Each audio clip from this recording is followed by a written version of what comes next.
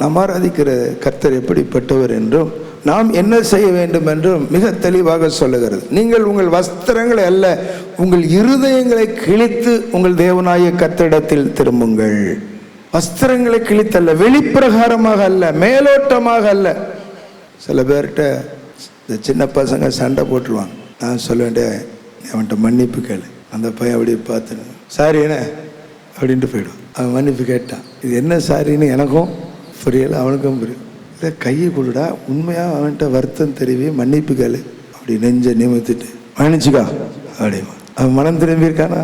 இல்லை. அவன் அதை வருத்தப்பட்டானா? இல்லை. இந்த மாதிரி சில பேர் ஆண்டவரிடத்தில் வந்து நிற்பாங்க பாருங்க. அவர்கள் இருதயத்தை ஆண்டவர் பார்க்கிறார். உண்மையாக ஒரு மனிதன் மனம் திரும்பும் போது அவன் கண்களில் கண்ணீர் வராமல் இருக்காது, அவன் இருதயம் வேதனைப்படாமல் இருக்காது. அது மறுபிறப்பு.